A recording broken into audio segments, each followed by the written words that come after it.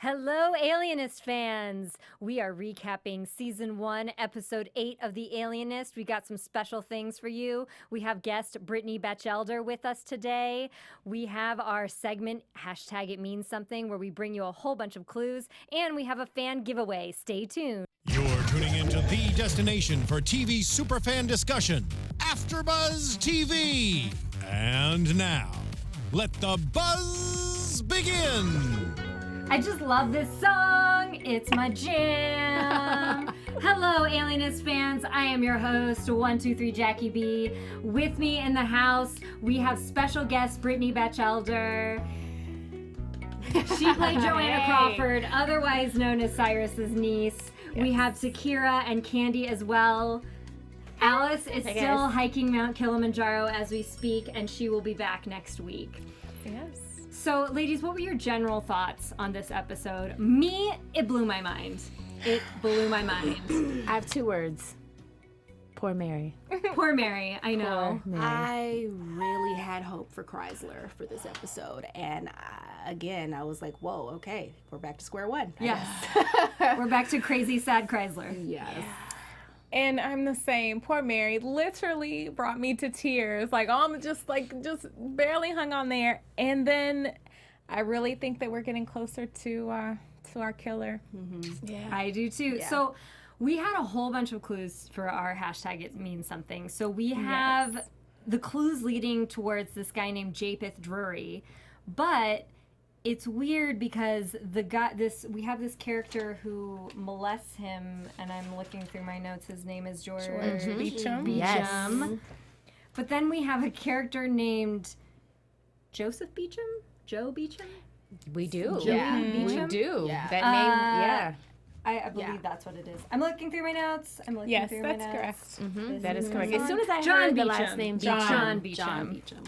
So John Beecham has all of the same qualities as Japheth does. Mm-hmm. He has like a facial tic. He's tall. So what are the chances that Japheth and John Beecham are the same person? Oh, it sounds like it might just be that. Exactly that. Similarities are a little too close. Why do we think we have the name John Beecham? Do you think he took it from the guy who assaulted him? Do you think I think so. Yeah, I think there's a connection there. Especially considering what happened with his family and how they were slaughtered. I think that was the perfect getaway for him. Why not kill this guy and take his identity? Exactly. Yeah. And not just his identity, because his name was George, but he turned his name into John, my predictions only, but I think it kind of, there was this closeness that John mentioned, or I'm sorry, his brother Adam mentioned that he had with this older man. Mm-hmm. He felt some type of trust. So it's kind of like you love someone. It's someone in the family hurting you. You still love them, but you hurt me at the same time. So it's that uncomfortable and you know area. What's interesting about what you just said is that when at the beginning, when we thought that Willem was initially the killer, he was doing the same thing with these young boys. He was going in and he was building a relationship with them, and he was gaining their trust. And what we thought was happening, which we thought he was killing the kids, but so it's very interesting, those similarities. Mm-hmm. Yeah, absolutely. Mm-hmm. So he seems to have this mixed relationship with George Beecham, because there's obviously like he was scarred by him, and there's a level of like hate there, but then there's also a level of love because this person was supposed to be his only friend and mentor. So I think that's that could be part of what's causing like the mental imbalance in his brain to make him do the things that he's doing. Well, he's used to people who are supposed to love him hurt him. And so they mentioned his mother, or Adam, which it means something. Yeah, the mother has some issues. It was. She was. And we had that nice. Well, we had Chrysler rail like an episode or two ago about how it couldn't be the mother. This was like there's no scientific studies based on like mothers abusing children, and he brings up like the Freud, the father situation, and here we have it be like we have a mention to the mother being very abusive. Again. Consistently, again. Willem's mom had this, Willem's mom had this weird vibe about her too, and it was Alice's "It Means Something" was mother's, and so she hit it right on the. And we have the religious thing. Yes. You know what? It's crazy because on this panel we have this crazy thing where we read each other's minds. It happened last week with our last guest and with Allison and I, and it might just happen this week with Brittany. So watch closely, guys. It means something. So yes, mothers. Yeah. It's religious. We have the religious craziness. thing. We have the mother's thing. We have now Japheth was not a soldier, but George was a soldier, right? Mm-hmm. Am I coming up with this?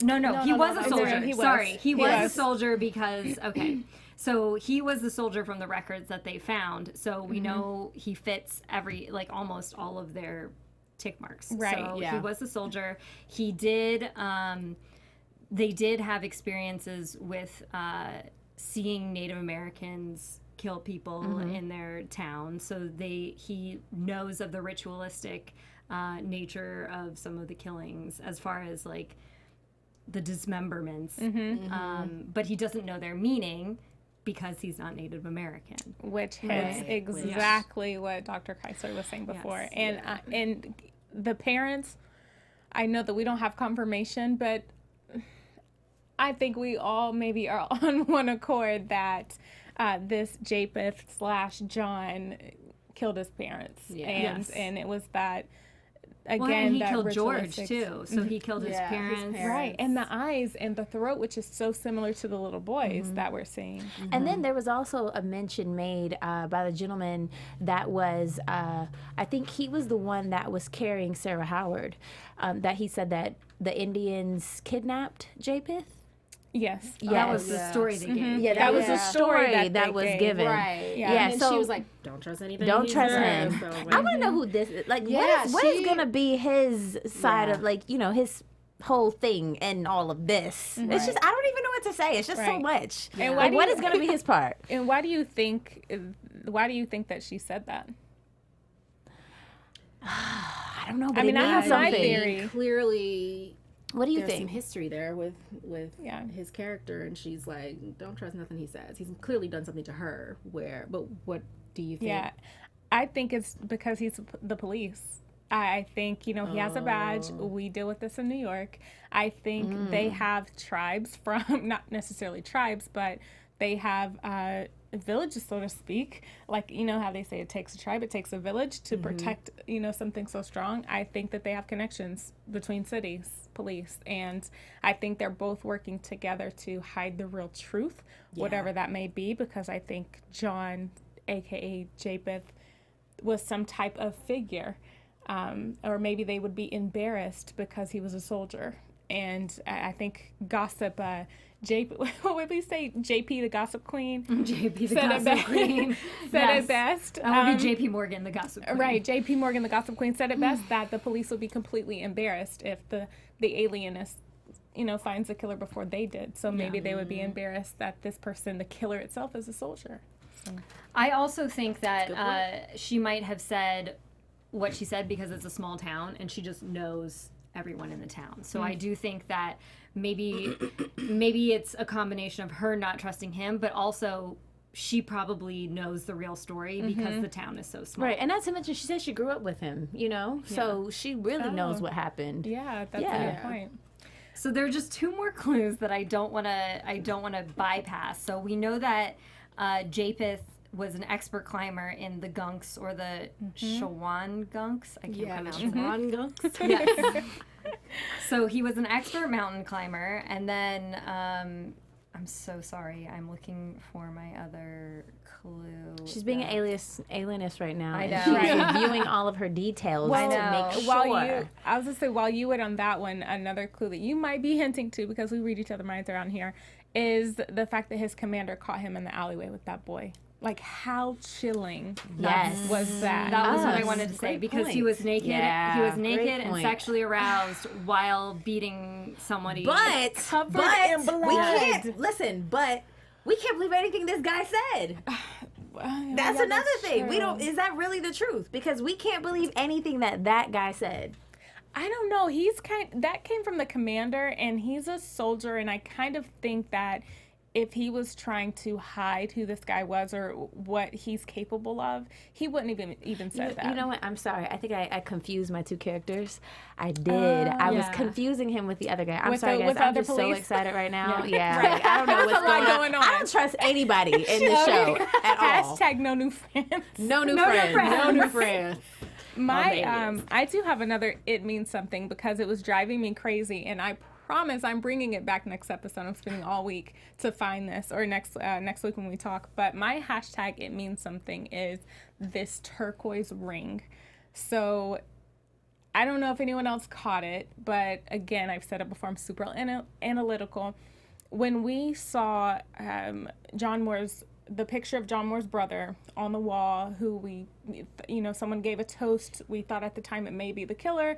That person had a ring on. And I put it in my notes weeks ago and didn't think twice about it. This episode, I immediately recognized that there is a turquoise ring that was on the hand of the gentleman that was on the train that watched them walk by. Same turquoise ring. She's good. You were good. Yeah, You were good. Right. Brittany, but I got something even She might doper. find something. I got something even doper. When the driver got shot, the guy holding with the hat, the ring was on the guy with us on the gun. So I'm like, this is the guy. And even down to the guy who put chloroform over Stevie's mouth. He did not have the same ring on, but it was silver and turquoise the same. So I don't know if this is some type of group or some type of Ring secret. tribe. Ring tribe. Yeah, like Hashtag turquoise ring ring tribe. Right. Hashtag turquoise ring tribe. Yeah. It means something. And it gave me chills when I saw it. It totally threw me. So Wow, that's very observant. I'm looking for rings now. What I'm curious though is they haven't really established that the juries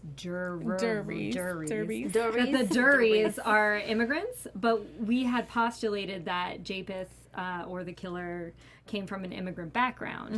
And so we know that the Swede, the guy with the ring who's like the murderer for hire for the cops, we know that he's an immigrant, but I'm just curious because like that's the only plot point that seemed to be a really big one that tied everything together that we haven't really That's really true. come together. That's a great point. And we don't know how. I mean, Adam clearly speaks like he, as maybe was born there. Not He speaks like a continental American. Yeah, exactly. So you're right. I mean, clearly we can't hear the parents. Right. To see what they sound like. So Right. It's a really good point.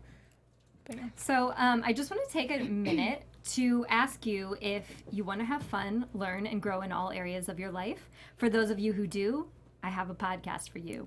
Conversations with Maria Menounos, the podcast edition, is hosted by our AfterBuzz TV founder, Maria Menounos, and drops every Friday on iTunes. Conversations with Maria Menounos features celebrity and influencer interviews, along with secrets and tips on how to be better in all aspects of life, from health and wellness to career and relationships, finances, and more. Let our Maria be the big sister you never had. Just go to iTunes and subscribe to Conversations with Maria Menounos for free. Be sure to rate and comment, and when you do, let Maria know it was us who got you there. Conversations with Maria Menounos, the podcast edition. Check it out. Woo-hoo. So that was our little plug for Maria's podcast. Yes. And now let's get back into the love triangles. Oh. Well, it's not a love triangle anymore. It's not a love triangle. It's not. Alice would be so disappointed. Yes, but I will say it was really funny because when Chrysler was talking about his love, it was so funny because John just knew he was talking about Sarah. And I was like, this fool has no idea that he's talking about Mary right now. So that was hilarious to me. Yeah. And he was kind of like, oh, okay, well, is it Sarah? No, it's actually Mary. He was so He played it kind of cool before he even knew that it was Mary. He was like, oh, okay, all right. You know, He did. But there was that relief when He was so relieved. Yeah. So That was really But I just want to talk about how there was episodes earlier, at the end of each episode, you know how they show a preview, and the preview is kind of like a mashup of different episodes. And they were doing this in the beginning. Now it seems to be like pertaining to the next episode. But there was one that they kept showing the first couple episodes where John and Sarah kiss, and not the one in the car where we've already seen them kiss. Right. Like a very passionate. Actually, right. It's definitely building up, especially the way he said, "You be careful." On the phone. I was You like, could tell it was like a little gosh. lingering, like she was like sensation. I felt like she didn't do that, but I did that for her. I was like, Yeah. But I don't yeah, know. she felt that. I mean, cute. what will happen whenever Sarah realizes that Dr. Chrysler is not in love with him? Because she said a couple of times that, oh, he's a doctor, the one that I'm in love with. Or when they was at that party, and she said, oh, well, he's a doctor. Like, how would that feel? At the beginning, you know, that was the beginning of the season, but I feel like it's evolved a little more, and the static between John and her has definitely built up a little bit. And not to mention, he just slapped her. He slapped her. She slapped her. So she's way too strong for that. Yeah. I hope so. She's over it. She's like, I hope so too, because that slap was pretty crucial. Yeah. I was like, Yeah. Every woman is going to be mad Right. if Sarah goes back to Chrysler after that. Even when the preview came on, you were like, ugh. Like Jackie, chill. It's just the preview. It's a recap, would so girl. take away from her character too. She's such a strong character, and she's gained our respect. You know, being the only and first woman to work for the police department, and even the way that she's handled herself every time that she stepped into a room and had these conversations with these male characters. She's been such a strong character. So I'm just. I can't wait to see them actually have it out about that, because technically we haven't really seen that happen yet. So I want to see her defend herself and see how she reacts. You know, hopefully that happens in the next episode. Right. That's something to look yeah, forward to. because John doesn't even know about the slap. No. So when that is revealed, him and Chrysler. And you know what? And it's gonna be interesting, because whenever that is revealed, Chrysler has so much pain in him. Well, I want to say now. So it's gonna be like, it's like, how do you even face him about that? Because technically his heart has been snatched out of his chest. Sarah may keep it on the low. Sarah may keep it. I mean, it won't be the right time, Yeah, Sarah. it Like, really you won't be the you right can't- time. Like, how is she ever gonna really bring it up? Now At this point. Yeah. But he doesn't even know about Mary, and that's what's so heartbreaking. It's so heartbreaking, Like, because he thought he found true love. And He's worked so hard to bust down this wall, and we have seen him evolve over this entire season. And we want him to evolve. jeez, Like, we really do. Like, everybody deserves love. I just hope this doesn't reverse it. You know what I mean? Like that hate, that Honestly, I kind of there's a side of me that kind of wants him to just kick everybody's ham? asses. I know. And go ham and take out everybody. JP Morgan, just take them all out. Everybody. Just I don't end care. It on everybody. You can get it, and you can get it. And hashtag you can get it. Right. Yeah. Everybody Just can get it. end the show. Just take them all Come out. on. I do like how he said that she basically completes him in a way that she has all these, like, She has all of the things that he wants in him, wants to see in himself. Yes. Which I thought was really nice. The gentle and the, it's like, oh, he's got some feelings. Okay. which made it extra It was so heartbreaking. good to see that. because- Yeah. It humanized him. It was. Because It you did. feel like he knows he has not just a physical crippled arm, but he has, kind of like emotional hole in him as well. Right. And you feel like he finally got to that point where he found someone who like he felt completed him. Yeah. And now, like, the next episode, he's just going to go home and find it's all gone. I want to give kudos though to Cyrus, who plays your uncle in the show. By the way, at the beginning of the episode, when he was making those faces, I was dying laughing because Mary's all like- humming along, and he's like, "What is going on?" Smelling the flowers, smiling. It was like, what done got into her? Right. Yeah. But it was so. I'm not gonna lie. When I saw Cyrus squeezing, kudos to the strength of that man. Yeah. But when I saw him squeezing the guy, in my mind, I thought, oh gosh, someone's gonna kill Cyrus. Oh, Cyrus from the back or something. Yeah, I didn't even think about Mary because she was holding her own with the knife at first. You know what? I thought about Cyrus. I was like, Uncle Cyrus going to come through. He about to take it all. I was like, Lord, what's the niece? Take What them all is the out. niece gonna do whenever she finds out? She's gonna go local. We saw a little glimpse. You know what last I was time. thinking though this whole time is that John and Chrysler go off on their own without Cyrus, and I was like, why would you completely leave town after a killer without the strongest person on your team? Like, it doesn't make any sense. Even Hurt, he almost squeezed the life out of that guy. Yeah. I mean, I know he's injured, but I was like, he's still stronger Right. than both. He's still a big guy. He's still a beast. And then not to mention, I don't think they thought that any of that was going to unravel. You know, like you have two extreme situations happening. One, they're out of town. The other one happening at your house. Like, how crazy is it that all of that is happening all at the same time? Right. Like, they almost get killed, and then she gets killed. Oh my gosh. She gets killed defending Chrysler. Yeah, defending him. Oh, I'm just glad she got one good hit just in the shoulder. she did. I wanted her to push him over the balcony. She did. She's mean with that knife, though. I was like, all right, girl. She was like, that sliced wasn't her him a few first time. times. That I wasn't her know. first time. Oh, no. She knows what she's doing. I don't think they Oh, explain she knew on the show she was doing. what actually, like, why did they explain on the show why Mary actually killed her father? No. I don't think We they had did, our actually. speculation Yeah. whenever we were talking about the mother-son relationship and then the father-daughter relationship. We kind of had Yeah. a talk because we speculated that Chrysler's dad was abusive to him, so that might have been a connection, but it didn't. I felt something was telling me maybe he molested her or because I mean, what would drive someone to kill? Like that's a murder of passion when you're consistently stabbing someone, especially the amount of time she stabbed her father. I think he probably molested her. And caught Yeah, him I on think so, too. fire. Oh, So what? that's kind of like, Oh, hey, yeah. go to hell, let me help you. Oh, Sort of absolutely. thing. So Yeah. that's kind of intense. Yeah. I just wanted to take a moment to talk about how much I love the scenery and the set for this.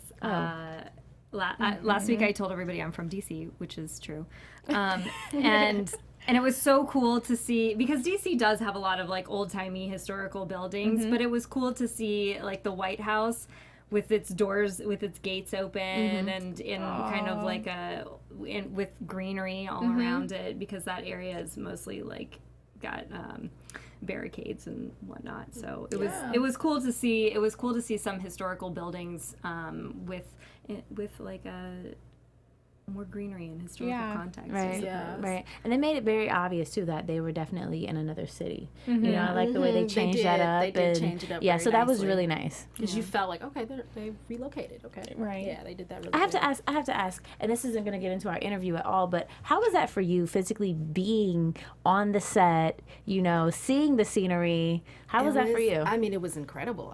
It was literally the best time of my life. I felt like I was time traveling. Our production designer was incredible. I got the pleasure of meeting her and actually chatting with her like on my last day in Budapest, and she's like a couple years older than me, and I'm just like, you're brilliant. Like, how did you create this world? And like all the actors spoke on that, how she really helped create that entire world. Every drawer you opened was like you were there in 1896. Like she really put so much effort into the detail of the set design. So it was incredible. I mean, it really helped be in the moment because they created it so brilliantly, you know. Wow. And we're admiring it from TV, but you actually got to see the real thing. That's amazing. I know. It is amazing. It still like doesn't really feel that real, honestly. Wow. But yeah, it's so great to talk about this. This is my first interview, guys. I'm really excited. Let me before we start delving into the actual interview, I just want to get two historical facts out of the way. One was they mentioned the Haymarket riots, which is the scene where Japheth is found like naked, covered in blood, stabbing, whatever. So it was a labor dispute in Chicago. It happened on May 4th, 1886, and it's the birthplace of the 8-hour workday. So basically there were a bunch of mostly immigrant laborers who were striking to not work 60-hour work weeks. Right. So I found That's a great fact. Crazy. Yeah, that thank you was- for that fact. That was a really cool fact. And then the dad, Japheth's father, Reverend Drury, was showing children photos of the Minnesota Massacre of 1862. That was a battle between the Sioux and the settlers. And it ended up with the U.S. government executing 38 Sioux in connection with that incident. So, Which is the Indians, correct? When you yeah, say the Sioux. Dakota Indians. Yeah. Yes. Which a lot of people might not know that, but yeah, that's so interesting. So that to me was an interesting point, just because when you have the father exposing these images and saying, okay, well, look what these look what these people did to our people. Right. You're stoking these fears of Native Americans without people actually knowing who they are, having interacted with them.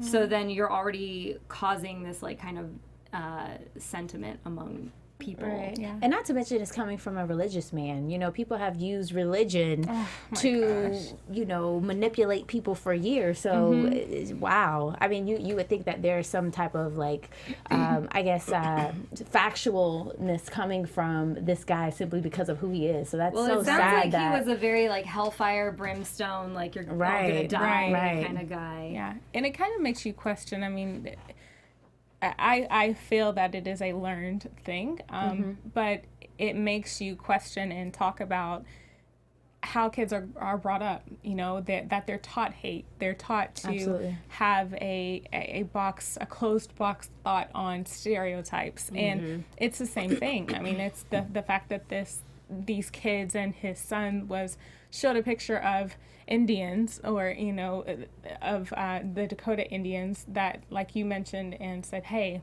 look at what these people did. It's still going on and it hurts. It's still going on. Yeah, people need to realize that this thing is taught, and the fact that they bring that up in years ago, that it's still relevant. So. And I mean, piggybacking off of that, we had Chrysler in the last episode. Even though he's supposed to be a very progressive character, he's doing things that didn't even occur to him are wrong. Yeah, exactly. So he's in that episode with Joanna, and she points out to him, she's like, I don't need your money for my schooling. You need to treat my uncle better. Yeah. And that was like a wake-up call for him, because it didn't even occur to him that he shouldn't be letting Cyrus sleep in the stables. Exactly. Right. Which means there's hope. Yeah. After all of these years, these bad habits and these bad lessons, there's hope. So thank you for, you aided, Let you see the light. Right. Your character, we believe, aided Dr. Chrysler into a little bit of light. He's growing. Yes. Yeah. And I hope that we get to see more of your character. Yes, I am hoping for that too. I'm really like praying for season 2, and hopefully they bring me back, make me recurring, because I think there's still some like unfinished, especially now that I think Chrysler's seen the light. Like I'm like, okay, so maybe now he'll start making more strides to like invite me out more, and because we'll get to it, but like there was more to those scenes. There was actually 3 scenes that kind of went more into depth with the background of my character and how I don't really come around as much. But you guys saw just the power in what the whole point of my visit was. Right. There was a little more backstory, a few more backstory scenes that were in the mix that didn't make the cut, but those scenes showcased my full background of the history of me and my uncle and all that, and how it all comes together. And you know what? And now that your uncle, we have no idea what just happened to your uncle. Who knows? Like, is he safe? Where did they take him? Like, we have so many questions about, where is he? Because now I'm like, he may have to call me up. Joanna, I don't know where your uncle is. We need you. Right. But I mean, your character, we have this. We know that she's going to school, so we know that she could help in their investigations. She's intelligent. She's a journalist. She's working for the Philadelphia Tribune. So it's kind of like I thought about that. I was like, maybe my character could be writing some article. I don't know how they can tie it in, but maybe they can use me to write something in regards to the investigation. And unlike Moore, she's a real journalist, because Moore just draws pictures. Yeah. Right. Yes. Right. And she's also a strong woman, which is something that's always great to see on board with, the other alienists. And a strong black woman. Because and a we strong black we don't have one. Yeah. And in 1890, that's why, I had to be careful with how I spoke to him still. Like, it was, I couldn't just really, because he did pay for my schooling, for one. But for 2, I couldn't just really hand it to him like I think I really probably wanted to. I had to be careful with my words, because I'm still a black woman in 1896. So as progressive as I am, that is not common for black women. Yeah. So what were the other scenes? Can you tell us about that? So the first scene is kind of like an introduction scene where I'm kind of, my uncle's like, oh, you know, you never come down and see me. And I'm like, oh, well, I'm never invited. You know, so it's kind of like we have a little moment of You're like. feisty. Yeah, I'm a little. I like you. You're I'm feisty. a little feisty. And so I'm like, okay, I'm here, you know, and like the nurse, one of the nurses kind of gives me a little shade because she's like, he should have been in the Negro hospital. And so there's kind of that moment too. And then the other scene was actually more intimate with just me and my uncle, where he's kind of like really getting on me because he overheard what I say to Chrysler. So what we saw, what we actually saw. Exactly. Oh, that must have been So- what Robert was And talking he hinted about. at that. He did. He Really? Yeah. We did. Oh, we he ran did? out- Oh, yeah. am I giving too much away? No. We have questions. That, so yeah, please continue. yeah, that was my burning one because we ran out of time. Yes. And, Okay. And I was like, but what did y'all talk about? Yeah. Okay. So okay. please continue. Okay. We'd like to know. Yeah, so we talked about, you know, he just kind of was like, you know, that man has been here for me and he's done so much for me. And I'm like, look, you have endured enough pain. You need to step out on your own. Slavery's done. Like, come on. And he's kind of just like, you know, this is my home. This man's taking me in, and he's kind of going against it. Wow. But he's also very proud of me and kind of expresses that. And we kind of share a moment of like, I have a whole little departure. Like I have a whole, you know, where I'm kind of just really like, take care of yourself. You know what's really interesting is that in that moment, just listening to you, you reflect the new generation of educated young Black people, you know, and he represents that, you know, he's kind of set in his ways, you know, he's careful. comfortable because he knows what, like, you didn't experience what he went through. Right. He was probably a slave. His parents were probably a slave. So what you represent is that new, confident, educated, Yes. you know, I mean, I'm I like could the first one out of the family. Like I'm kind of the first of the family to ever actually go to school. Wow. So that's kind of when me and Bob, I call him Bob, when we were breaking down the scene, that's one of the things he really expressed to me was that I'm the first, you know, like I'm so proud of you because nobody's made it out, you know, and his parents and his backstory, his parents were killed. So there's a lot that he's went through, and Chrysler comes through and actually saves him in court from like a murder that he was accused of and all that. So he's been through so much, and I'm kind of the one family member who's made it out and is progressive and is smart and educated. So that was like, that's what we really like went through when we were breaking down the scene as far as my character and a part of the story and everything. Did they tell you what happened to your parents? Because I'm curious as to why Great she's so question. close to her uncle and we don't have like. Very good question. I created my own backstory, but they did not tell me what happened to my parents. So what was your backstory? My backstory is that my parents were killed, and that I was pretty much raised by my uncle. Oh, I like that. And he kind of took me in up until I think he went through. Obviously, I think it was up until I was grown to get me through schooling, and then he goes off to work for Chrysler, et cetera, et cetera. But yeah, I just created that my parents were no longer existent, and that Uncle Cyrus was my guardian. Nice. You know It what I works. like about this whole story? It's everyone that we've talked to from the Alienist seems like they do a massive amount of prep work, and I love that. There's a lot of like really nerdy studying going on that I respect. So much, you know, and I didn't get to really like. I worked with Daniel once we got to set. Me, him, and Bob were able to like really, like they gave me so much backstory once we were at set. I was like, this is great, guys, just keep going. Like, because I didn't have much to work off of. Like I literally just had the episode, and then again, I didn't even have the episode before mine until I was actually in Budapest. Like we read at the table read episode 6 and then episode 7. But before that, I just had episode 7. I didn't have any full script or anything, which I still don't. I don't even know what's happening next episode. So it was very like not challenging, but it was like, okay, I'm creating this entire world for myself because that's all I have to go off of is just my episode.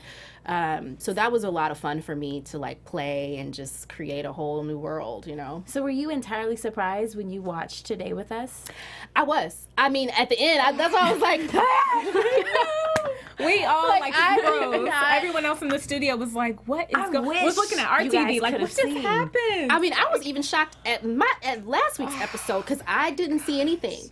I didn't see So that was the anything first time before you y'all saw saw it. it. Wow. So that was Wow. the first time I saw myself since I shot those scenes in Budapest last June, you know? So like to wait all that time, I'm like, do I look okay? Is my hair placed right? Like what, you know? But it was so great that that's the scene that they chose, because all of the scenes were great, but that one, like, and I'm glad that they used it as like what really, because before it drove what changes him, but it wasn't like exactly, you know, like what I said is what really causes him to change, and it wasn't like that originally. So I like that, because now I'm like, whoa, my character really got She's some feeling weight. it. I love it. Yeah. I love it. You know, I was really speaking, happy with that. Speaking Yeah. season 2 into existence. Yes. So speaking your character into Yes. existence. Yes. We still have Yeah. questions about your character, so that's why she needs to come back. Exactly. Yes. We have to have her back. Yes. Now, Exactly. speaking of your character, now, aside from your character, did you do anything special with your friends? Did you do a watch party? Yes, so I had a watch party last Monday. I did it at the Belmont on La Cienega, and I just had an intimate screening, and I made everyone dress up like the time period. That's adorable. Yeah, because I was like, I mean, it's so much fun. Like, and so people actually really went all out. Like one of my girlfriend's awesome. moms, she sewed some stuff together. The older people really went out. I guess because they don't really get out too much, so they was like, okay, well, I'm gonna pull out the clothes. You know? I love it. It was really fun to see everybody get all dressed up, just because that time period is so much fun, and I had so much fun even at going to the audition. I was like, oh, okay, I got the clothes. You know, like I love So you dressing dressed up for your audition? Oh yeah. I love I mean, it. I didn't get all costumey, but I definitely, like, I love just dressing up and actually getting in. I mean, it helps getting into character, you know? Absolutely. What did you wear? I'm curious. So and it's crazy because I had all this stuff in my closet. I didn't buy anything.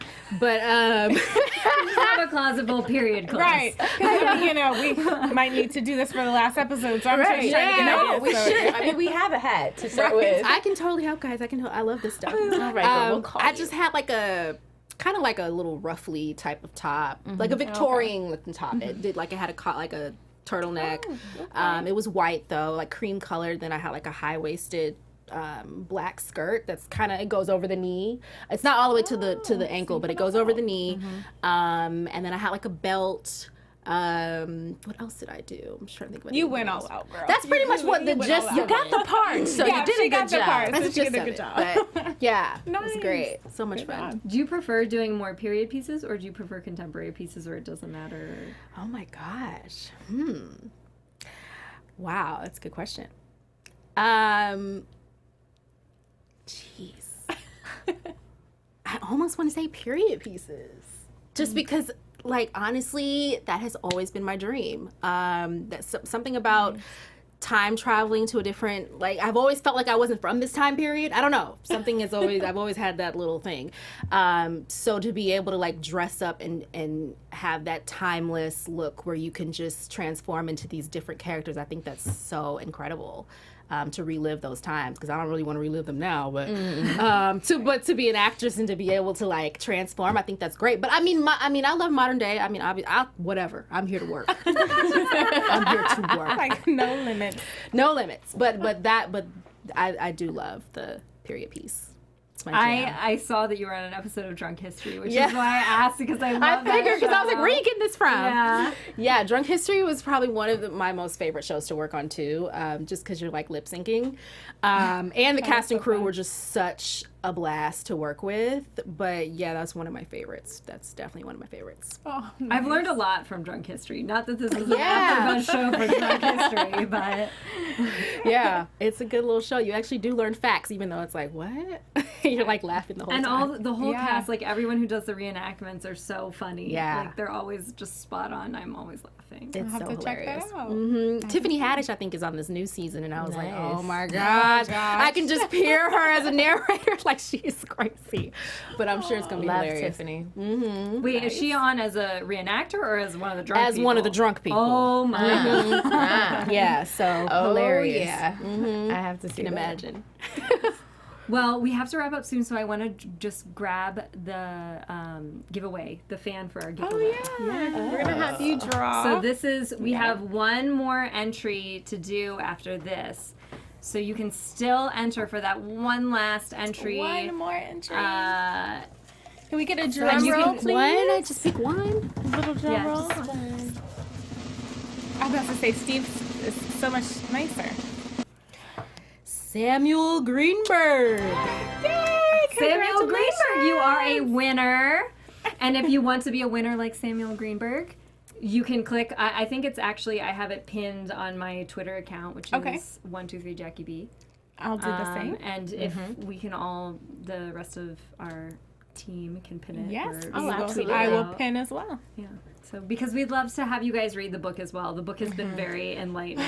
Yes. Can for I us. just end on I'm at that part of the book? I know. And no spoilers, but I text you guys the moment that I turned that page. She did. Oh, it killed me. And I still haven't told any Yeah. details, but oh, all of you book winners, you are going to absolutely love your giveaway. That's all I will say. It's Yeah. a great book. And the great thing about the book is it has all the details that the show doesn't have. So Yes. you definitely want this book. It's such a great prize. One of my favorite details from the book, by the way, is that telephone, when they abbreviate it to phone, they put like a little apostrophe in front of it because it wasn't normal at the time to say phone. And every time it just gets me, I'm like, oh, it's so cute. They abbreviated it. It's like a little piece of, it's like a little piece of history. I know, I'm like, right there, good job. Even in the details is even in the book. So I like it.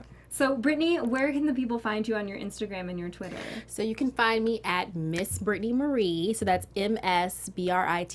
MSBRITTANYMARIE. That's Twitter, Instagram, Facebook, all that good stuff. I'm also an entrepreneur, so I have an events company, which is Impact Events. Yes. We have some great events coming up for women and people in second general. that. I second that, guys. She knows about it. She knows all about it. So you can check us out at Impact Events. That's IMPACT events at gmail.com, and also Impact Events on Instagram and Twitter. And also, if you want to get Brittany onto hypothetical season 2 Yes. of The Alienist, Yes. tweet all her stuff at Joanna! the official Alienist. We want more Joanna! Story. We need more Joanna. We need more. Yes, hashtag we need more Joanna. Yes. Hashtag We tweet need it out. more Joanna. Loud and Tag proud. TNT. Let them all know. Yes. Let them know. Let them know. So, Takira, where can the people find you? Yes, I'm Takira Shabrae, and you can find me on Instagram and Twitter, Takira_Shabrae.